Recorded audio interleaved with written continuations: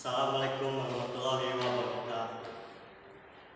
Ladies and gentlemen, I truly am delightful to be able to stand for the next motion. Once again, allow me to introduce myself.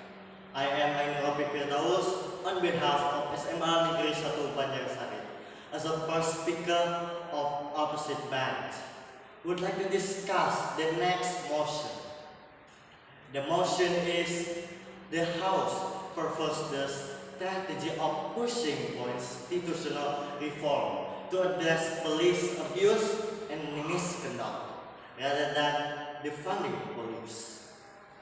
So, the meaning of defunding the police means reallocating or redirecting funding away from the police department to other government agencies and programs such as social service, youth services, housing, education, healthcare, and other community resources. Defunding doesn't mean abolish. For example, institutional reform include mandating that police misconduct be judged by an oversight body, which may involve civilians, that officer involved death, and other critical incidents be independently investigated and prosecuted, and that the training of officers be overhauled and monitored to emphasize any de-escalation. How about institutional reform? It is about restructuring state institutions that they respect their human rights, preserve the rule of law, and are accountable to their constituents.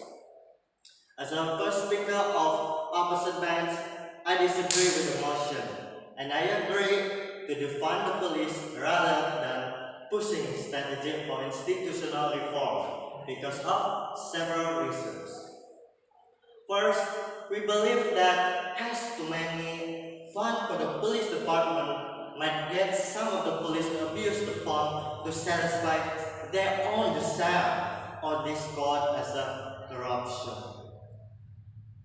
Realistically speaking, the tightening of a police's department's fund is not a bad idea. A thorough review of what it is spending its money on is always warranted. Program effectiveness should be determining as to whether or not a program continuously into the following budget year per cycle. Defunding or dismantling the police means different to many big people. Largely, those who call for it are asking for money to devast it for the police, put into the community initiatives like education, jobs, and mental services. While these are important, those who are at the end of the spectrum, fully dismantling policy as we know it, ignores the reality of its impactability and risks. They are fully the fact that we still are able to build a reliable system that can prevent any investigation on crimes. Despite the police misconduct cases that get national attention and the countless other that should be done, it is important to know that many police officers do no commitment to protect and serve, but across the nation, individual department laborers are complex and confusing networks of dependent professionals, professional training, and policy guidelines. If we want to reduce any incidents of police misconduct and abuse, we could improve any relation with the officers and make the neighborhood safer than before. We should improve the professionalism of the police, ensuring that the officers are well trained, appropriately trained, and highly accountable by defunding the police. police. In conclusion, defunding the police doesn't mean that the fund are being abolished. By defunding it, the police department has lowered the chance of police corruption to purchase any illegal firearms.